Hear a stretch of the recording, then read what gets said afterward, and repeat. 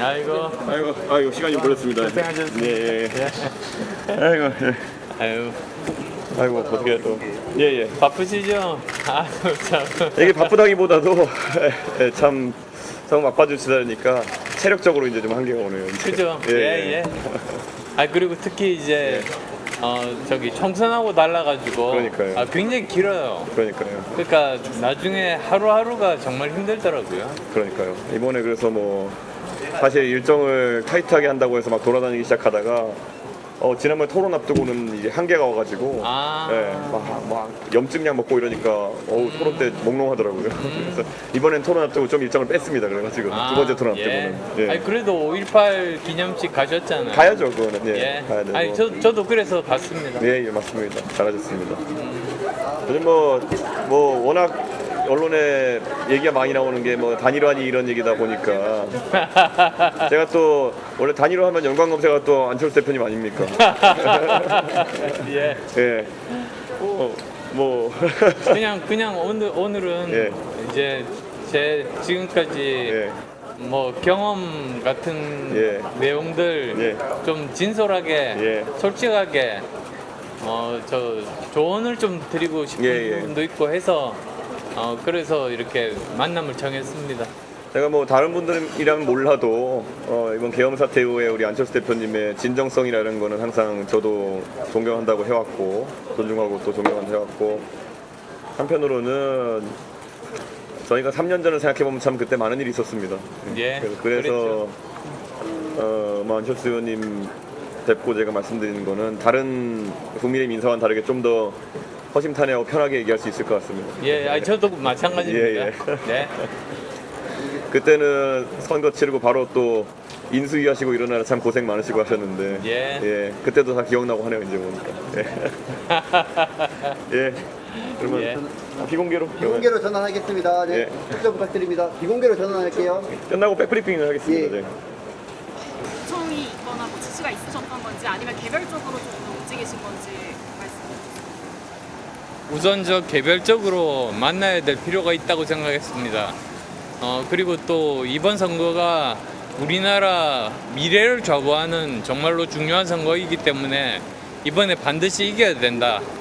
이기게 하려면 어떻게 하면 될 것인가 거기에 대해서 저 나름대로 이야기도 하고 그리고 또 거기에 덧붙여가지고 제가 지금까지 겪어왔던 여러 가지 개인적인 경험담 정말 객관적으로 도움이 될 만한 경험담을 이야기하러 이렇게 만나게 됐습니다.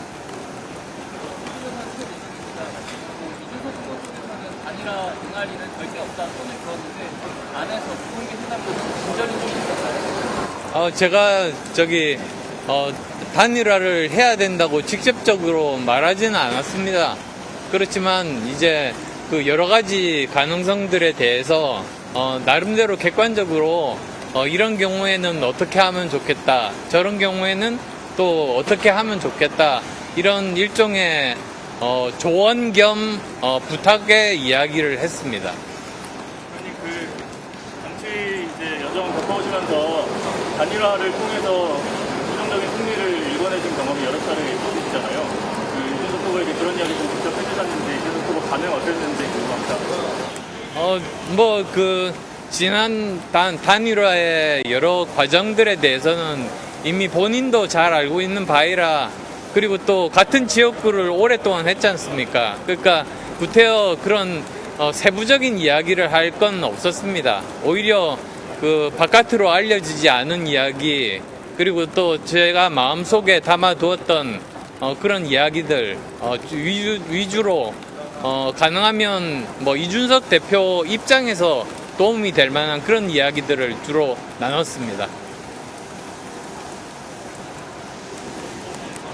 다음 분. 오늘 방문을 했었는데 윤석 후보와 얘기를 나와봤을 때 이번 만남이 긍정적이었다라고 평가를 하십니까? 저는 모든 최종 결정은 이준석 후보에게 다 맡겼습니다.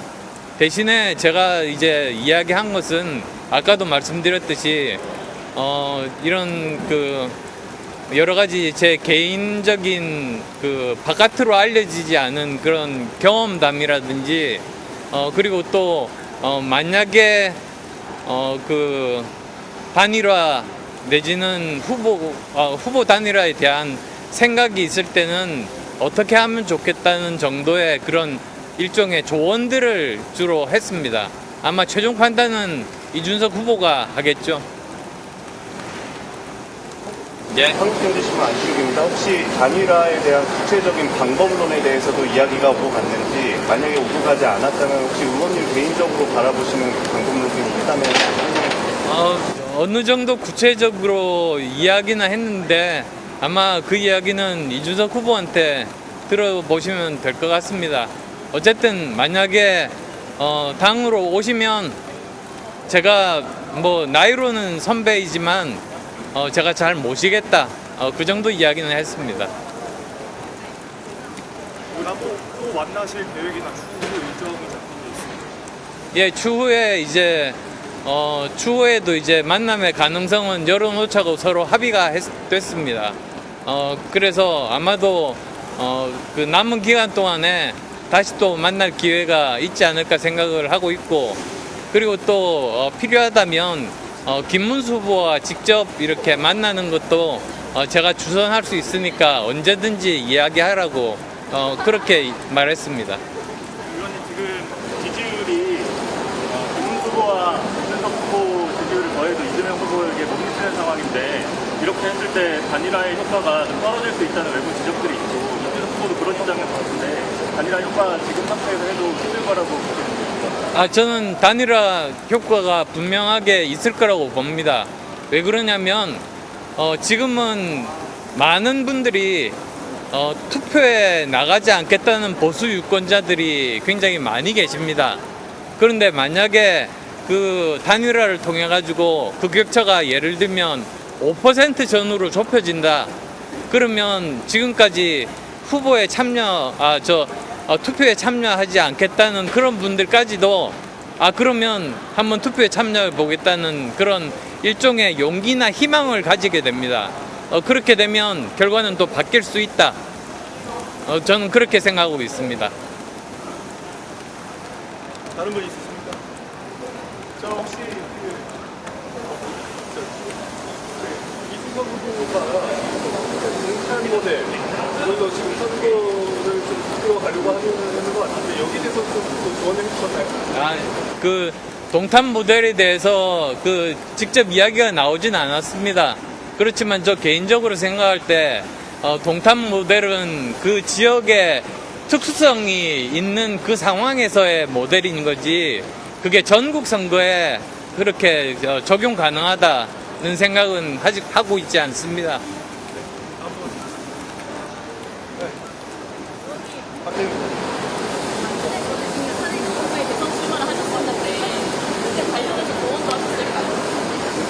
박 대통령 때 그 출마하셨는데 그때 관련해서 조언 하셨나요? 네, 탄핵 이후 대선 출마하셨는데 그때에 대한 조언을 하셨는데 이번 경우 그때에 대해서도 어느 정도 이야기는 나눴습니다만, 뭐 거기에 대해서 어떤 제가 얻은 교훈이나 이런 쪽에 대한 이야기는 하지 않은 것 같습니다.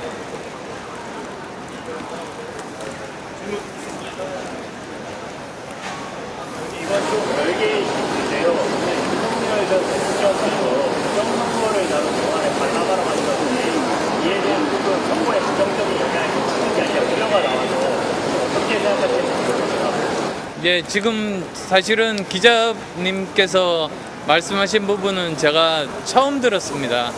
근데 뭐 그 영화가 그렇게 많은 사람들이 관람하는 영화는 아니고, 앞으로도 계속 그 윤 전 대통령의 그런 영향력은 점점 축소되지 않을까 그렇게 생각합니다. 오히려 이제야말로 본격적으로 남은 2주 동안은 바로 이재명과 그리고 김문수 간의 그런 대결이 될 거다, 저는 그렇게 생각합니다.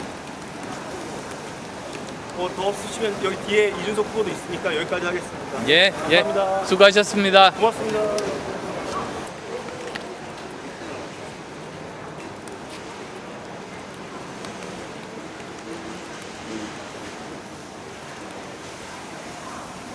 네, 오늘 이렇게 가천대학교 와가지고 또 많은 학생들과 대화를 나누고 하니까 이번 선거에 대한 관심이 높아지고 있는 것을 느끼게 되었습니다.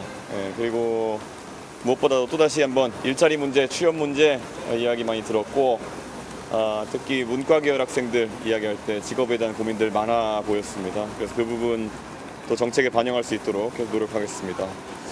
그리고 많은 분들이 궁금해하시겠지만 안철수 우리 대표님이 오셔가지고 이렇게 저한테 사실상의 조언 또는 본인의 경험담을 이제 많이 얘기해 주신 것 같아요. 아까 제가 농담 삼아 얘기했지만 단일화하면 안철수 아닙니까? 그렇기 때문에 그런 아젠다에 있어서 본인의 경험을 얘기해 주시는 것 같은데 뭐 굉장히 경험을 공유하는 차원에서 말씀이셨다. 그래서 어떤 이렇게 해야 된다 저렇게 해야 된다는 말씀의 취지는 아니었다라고 이해하시면 될 것 같고요. 그 안철수 대표님의 경험이라고 하는 것은 제가 3년 전에 상대방으로서 겪어본 경험이기 때문에 대충 잘 알고 있긴 하지만 또 당사자로서의 이야기를 또 해주신 측면이 있어서 뭐 그 선의를 당연히 의심하지 않고 감사하게 생각하며 그리고 또 안철수 의원께서 언제든지 또 이런 거에 대해서 상의할 수 있으면 좋겠다는 취지로 말씀하셨는데 뭐 지금 당장 제가 뭐 상의 드릴 만한 내용은 없을 것 같습니다. 그런데 그거야 서로 간에 신뢰관계가 있으니까 언제든지 또 이야기해 볼 수 있겠다는 생각을 했지만은 지금은 저도 그렇고 저희 내부에서도 그렇고 단일화에 대해서 고민하거나 아니면은 거기에 대해서 검토하거나 하지 않고 있습니다. 네. 혹시 질문 있으시면 네. 아까 안철수 의원님께 질문을 드렸는데 네. 그 단일화에 대한 혹시 구체적인 방법론에 대해서도 안철수 의원님이 조언을 하셨냐 물었더니 네. 그 박 후보님께 직접 물어보신 게 낫다 그래서 방법론단보다는 경험담에 대해서 이제 본인이 많이 그러니까 본인이 단일화를 그때 추진하셨던 경험 그리고 추진 안 했던 경험이 둘 다 있는 분이기 때문에 그것에 대해서 묵미건조하게 좀 그 경험을 이야기하셨다 이렇게 보면 될 것 같습니다. 그래서 그리고 뭐 당연히 안철수 의원 당신께서는 또 그 정치 전반에 대한 고민도 대한민국 정치 전반에 대한 고민도 같이 있으신 거로 보였고 그래서 뭐 저는 그거야말로 앞으로 어떤 상황에서든 고민을 공유할 수 있는 그런 대상으로 아마 저희를 또 생각하는 게 아닌가 그런 생각합니다. 예. 혹시 질문?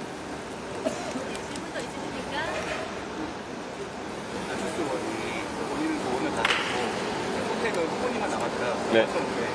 이번 조언을 듣고 전에 가졌던 단일화 생각보다 달라진 적 없어요. 전혀 저희는 달라진 점 없습니다. 예, 그리고 아까 말씀드렸듯이 안철수 의원께서 가지고 계신 경험이라고 하는 것이 제가 그 당시에 3년 전에는 완전히 맞상대방 입장에서 다 알고 있었던 내용들인 것도 사실이고 하지만 그에 대한 관점적인 정도가 좀 차이 나는 그 경험담을 전달하는 거기 때문에 큰 변화는 없다 이렇게 말씀드리겠습니다. 또 혹시 질문 있으십니까? 그럼 안철수 의원이 뭐 조언해 준 것에 더해서 의원님께서 생각하시는 그 투자의 방법 그런 데는 투자의 방법이 저는 이번 선거에서 저는 국민의힘이 지금 이길 방법을 모색하지 않고 있다라는 생각을 합니다. 근데 그와 별개로 저희 개혁신당은 꾸준히 대선에 이기는 방법론만 저희는 뭐 당권 싸움을 할 것도 아니고 저희는 대선에 이기는 방법만 고민해온 정당이고 그래서 그거는 유권자들께 공개적으로 이미 결국에는 최대한의 확장성을 가지고 이길 수 있는 후보는 이준석이다라고 말씀드렸고 그의 유권자들이 얼마나 호응해가지고 빠른 움직임을 보여주셨냐 그것에 반전의 그런 가능성이 열려있다 이런 생각을 하고 있습니다. 그래서 오늘도 제가 안철수 의원님께는 딱히 뭘 듣고 제가 뭘 말씀드릴 부분이 많지는 않았고요. 유권자들에겐 다만 이제 이재명 후보의 독주를 막기 위한 특단의 대책이라는 결국에는 유권자분들이 서서히 입장전을 하셔야 된다. 저희 내부 조사나 이런 결과로는 좀 그런 움직임이 감지가 되고 있습니다. 저희도 상당히 공신력 있는 여론조사 기관에 의뢰해가지고 저희 전략을 수립하고 있기 때문에 지금 젊은 세대의 그런 어떤 변화에 대한 갈망은 지난 1차 TV 토론 이후에 굉장히 세게 달아오른 상태라는 걸 저희가 내부조사 확인했습니다. 그런데 거기에 호응해서 기성세대 또 전통적 보수의 지지자 덩어리가 그러니까 60대 이상의 덩어리가 어떻게 움직이냐에 따라 가지고 반전의 틀이 만들어질 수 있겠다라는 판단은 저희는 내리고 그런 이기는 전략에 저희는 주목하지 뭐 정치공학적으로 이렇게 뭐 어떻게 단일화니 이런 거에는 저희는 전혀 시간을 쓰지 않고 있습니다. 저희도 어제도 저희 내부에서 전략회의를 하면서 수치를 하나하나씩 뜯어보면 저희는 유권자들께서 빨리 표를 몰아주시면 이길 수 있다는 결론을 내렸습니다.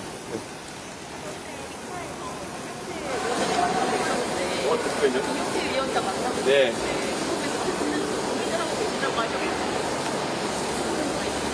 기용태 위원장이 제가 고민하고 있다고 말했다고요? 더 혼나야겠네요, 진짜. 이거 진짜. 제가 어제 반농담적으로 김용태 위원장이랑 저랑 워낙 친하다 보니까 자꾸 그럼 혼내준다 이런 얘기를 농담 삼아 했는데 오늘 김용태 위원장을 만나가지고 또 우리 만나면 늘상 통상적인 대화를 했고 김용태 위원장이 저한테 형님 내심으로는 단일화 고민하고 계신 거 아니에요? 라고 제가 그냥 워딩 그대로 옮겨드릴게요. 제가 그래서 아닌데 이랬습니다. 예. 이게 진짜 따옴표 그대로 쓰셔도 됩니다. 예. 안철수 의원이 예. 자기가 이제 정치로는 선거지만 당에 오시면 잘 모시겠다 이런 이야기 의원님께 했다고 했는데 예, 그런 말씀 하셨습니다. 어떻게 반응하셨는지. 근데 뭐 그거야 뭐 안철수 의원님이 격식을 갖추기 위해서 해주신 말씀이지만은 뭐 저도 사실 누차 얘기한 것처럼 대선 경로에서도 그렇고 안철수 의원님과 정치개혁이라든지 아니면은 과학기술진흥에 있어가지고는 언제든지 힘을 합쳐서 같이 일해볼 생각이 있지만 지금은 서로가 속한 당이 다르고 지금은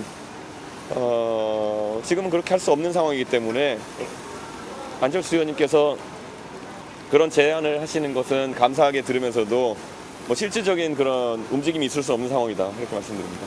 네. 네. 단일화 안 하신다는 얘기는 100번은 더 하신 것 같은데요.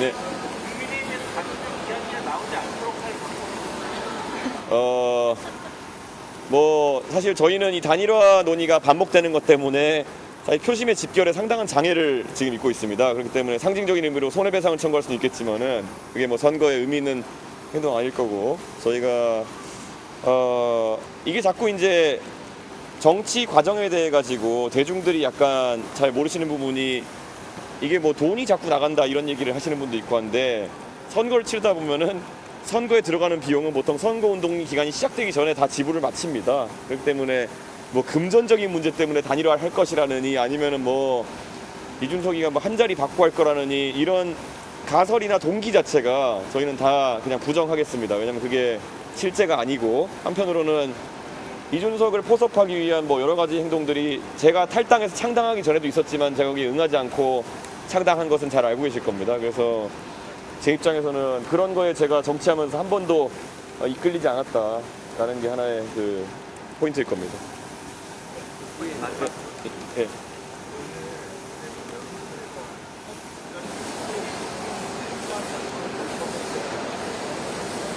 저는 여론조사 수치가 지금 2030 위주로 강하게 결집하고 있다는 것에 상당한 의미를 부여하고 싶습니다. 저희가 뭐 대체적으로 저희가 내부에서 판단한 결과로는 내부 조사를 통해 판단한 결과로는 2030의 표심이라고 하는 것이 이재명 후보와의 맞상대를 가정했을 때 유의미한 차이로 이준석에게 우위가 있다라는 그런 저희는 판단을 하고 있습니다. 그렇기 때문에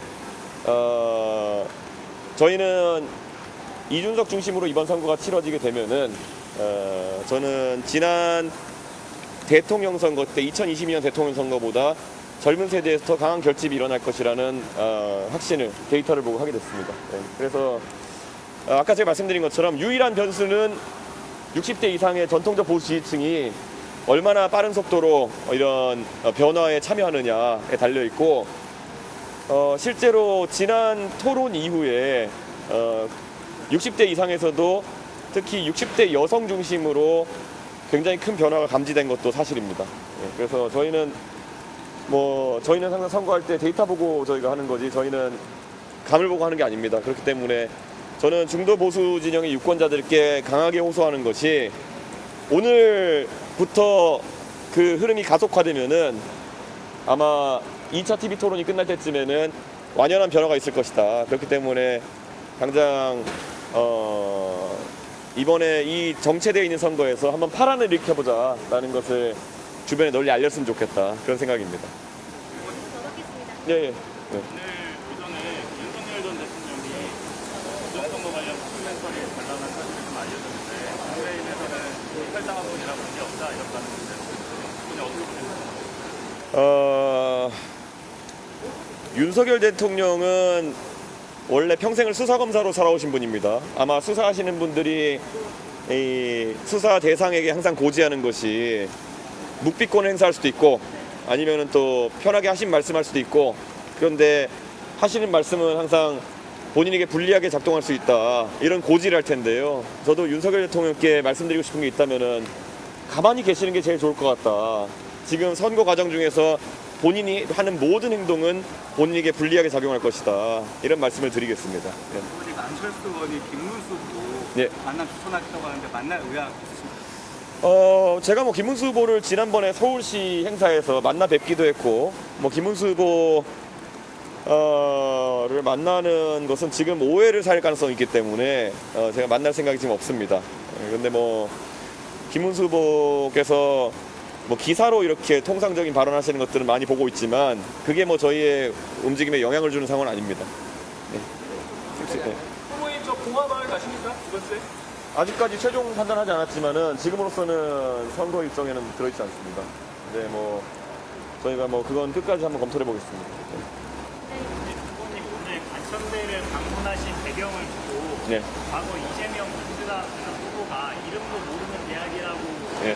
그 관천대를 비하한 논란을 비하한 것을 해석이 나왔는데 어떻게 보세요? 그래서 제가 오늘 가천대 학생들과 앉아가 식사를 하면서 가장 먼저 꺼낸 멘트가 여러분 아주 좋은 대학교에 다니는 훌륭한 학생들이다, 이렇게 말씀드렸는데 이재명 후보의 말실수라고 믿고 싶습니다. 그냥 그런 본인이 석사 학위를 받은 그런 모교라고 할 수 있는 학교에 대해서 비하적인 표현을 하였다는 것이, 그런데 그게 과거에 뭐 성남시장 이재명, 경기도지사 이재명 시절의 언행이었기 때문에 그렇게 많이 회자되진 않은 편인데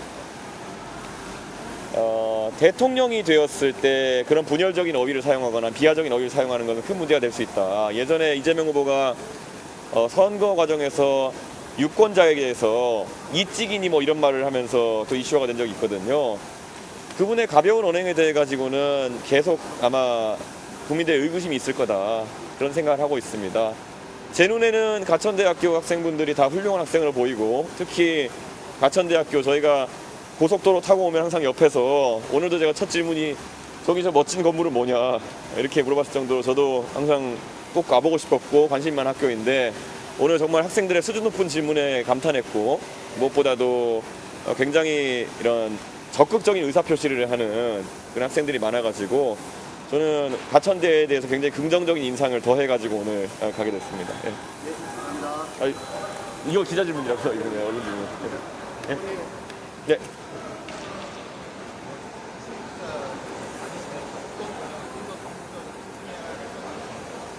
잠깐만 안 들리는데.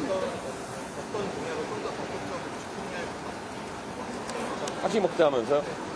오늘 저도 이제 가장 궁금했던 게, 지금 대한민국에서 이공계 일자리가 좀 좋은 일자리가 많아지고 있다는 얘기는 나오지만, 제가 또 많은 분들과 얘기해 보면은 현실적으로 이공계 일자리는 좋은 일자리에 해당하는 일자리일수록 지방으로 이전해야 되는 문제가 있다. 그래서 지방의 연구소나 아니면 생산시설로 가서 근무해야 되는 문제가 있기 때문에 여기에 대한 어떤 주저하는 마음이라든지 아니면 생활 격차라든지 이런 것들을 어떻게 해소할 것인지가 좀 많은 관심을 받고 있는 것 같아요. 그래서 그 부분을 제가 중점적으로 어느 학교를 가든지 많이 물어보고 있고요.